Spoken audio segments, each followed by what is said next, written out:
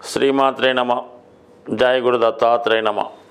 ఈ వీడియోలో మనం కుంభరాశి వారికి ఫిబ్రవరి 2 నుంచి 8వ తారీఖు మధ్యలో జరిగే వారఫలాలు గమనించినప్పుడు ధనస్థానంలో శుక్రరాహుల సంచారం ఇది ఒక విధంగా జాతకుడి యొక్క కుటుంబంలో ఏదో ఒక శుభకార్యం జరిగే అవకాశం ఉంది.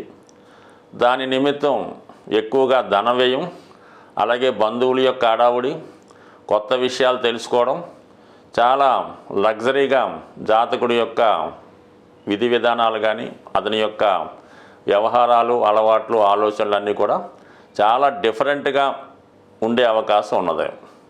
కొత్త బంధువులు రాక, కొత్త ఆలోచనలు, కొత్త అలవాట్లు జాతకుడికి అనుభవంలోకి వచ్చే అవకాశం ఉన్నది. అయితే 12వ స్థానంలో అటు రవి ఇటు బుధగ్రహ సంచారాలు ఈ రెండు వల్ల ఏంటంటే విద్యార్థులు విద్య కొరకు ఎక్కువ ధనాన్ని ఖర్చు పెట్టవలసి వస్తుంది. అలాగే వ్యక్తిగత అవసరాల కొరకు, వ్యాపార అవసరాల కొరకు ఏదైనా ఎలక్ట్రానిక్ వస్తువులు, కంప్యూటర్ లాంటి వస్తువులు కొనే అవకాశాలు ఉన్నాయి. అలాగే ప్రభుత్వానికి చెల్లించవలసినటువంటి పన్నులు, ట్యాక్సులు వగైరా చెల్లించవలసి ఉంటుంది.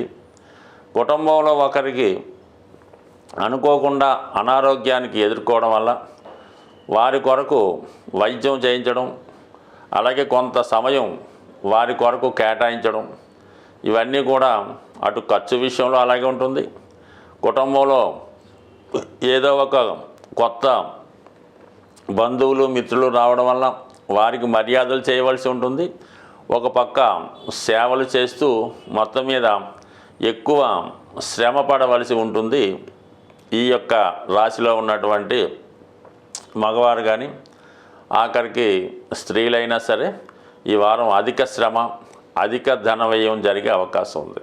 ఇక ముఖ్యంగా చతుర్థ స్థానంలో ఉన్నటువంటి గురు గ్రహం ఈ వారంలోనే రుజుమార్గంలోకి రావడం జరిగింది. అంటే చాలా కాలంగా మీరు ఏదైనా ఒక గృహం, ఒక నివాస గృహం కానీ, స్థలం కానీ కొనుక్కునే ప్రయత్నం కానీ, లేదన్నా ఇల్లు మారుదామనే మీ యొక్క ఆలోచన కొంతకాలంగా వాయిదా పడుతూ రావడం జరిగింది. మరి ఈ సమయంలో మీరు ఏదైనా మరి కొత్త స్థిరాస్తిని కొనుక్కోవడం కానీ, లేదా వేరే గృహంలోకి మారడం కానీ జరిగే అవకాశం ఉన్నది. మరి కొంతమంది విద్యార్థులైతే హాస్టల్లో చేరడం కానీ, వేరే ప్రాంతంలో ఉండి చదువుకోవడం కానీ జరిగే అవకాశం ఉంది. సో అలాగే మరి ఏదైనా ఉద్యోగ నిమిత్తం వేరే ప్రాంతం మారడానికి కూడా ఇది చాలా వరకు కొన్ని మార్పులు ఈ వారంలో, కొన్ని అనుకూలమైనటువంటి మార్పులు ఈ వారం మీ యొక్క గృహంలో జరిగే అవకాశం ఉంది. ముఖ్యంగా ఈ శుక్రుడి యొక్క స్థితి రాహుతో కలిసి ఉండడం వల్ల మరి మీ కుటుంబంలో కూడా ఏదో ఒక శుభకార్యం లాంటిది జరగడం, దానికి వివిధ ప్రాంతాల నుంచి విదేశంలో ఉన్నటువంటి మిత్రులు, బంధువులు, దూరం అయిపోయినటువంటి కుటుంబ సభ్యులు మళ్ళీ తిరిగి కలుసుకోవడం, ఇవన్నీ జరిగే అవకాశం ఉంది. బట్ ఏదైనా కొంతవరకు ఈ కుంభరాశిలో ఉన్నటువంటి జన్మ శని ప్రభావం నుంచి తొందరగా మరి ఈ రాశివారు బయటపడబోతున్నారు. ఆ కారణం వల్ల కొన్ని శుభవార్తలు, కొన్ని మంచి పరిణామాలు ఈ రాశి వారికి రావడం జరుగుతూ ఉందన్నమాట. ఓవరాల్గా చూసుకుంటే అతి తొందరలో కొన్ని మార్పులు వస్తాయి.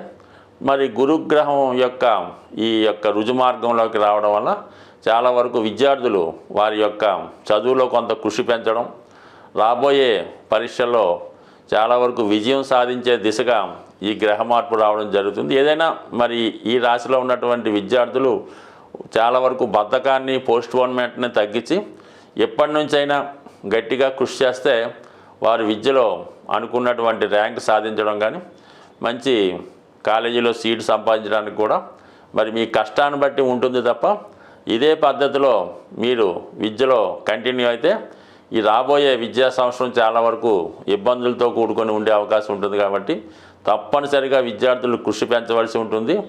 దానికి తగు విధంగా వారి యొక్క తల్లిదండ్రులు కూడా ప్రోత్సహించవలసి ఉంటుంది.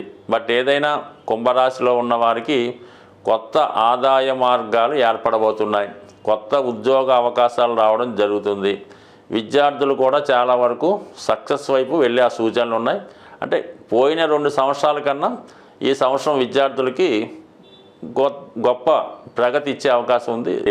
వివిధ రాశుల వారికి జాతకంలో ఉన్నటువంటి సమస్యలు పరిష్కరించుకోవడానికి ముఖ్యంగా ఈ వారంలో ఈ ఫిబ్రవరి 4వ తారీఖున వచ్చినటువంటి రథసప్తమి రోజు మరి చక్కగా వీలైన వాళ్ళు అవకాశం ఉన్నటువంటి వారు ఏదైనా పుణ్యనది స్నానం చేసి సూర్యభగవాన్ని మనసారా నమస్కరించుకోవడం వల్ల మరి ఆచారంగా ఉన్నవాళ్ళు వారి యొక్క గృహంలో మరి ఈ పాయసం తయారు చేయవలసి ఉంటుంది. అంటే మరి ఆవు పిడకలు సేకరించి మరి సూర్యునికి ఇంచుమించుగా ఎదురుగుండా ఆ ఆవు పిడకల పైన ఏదైనా కొత్త పాత్రలో మరి పాలు మరి కొత్త బియ్యం వాటితో పాయసం తయారు చేసి సూర్యభగవానికి నైవేద్యంగా ఇచ్చి అది ప్రసాదంగా తీసుకోవడం వల్ల, అలాగే ఆ రోజంతా నియమంగా ఉంటూ మరి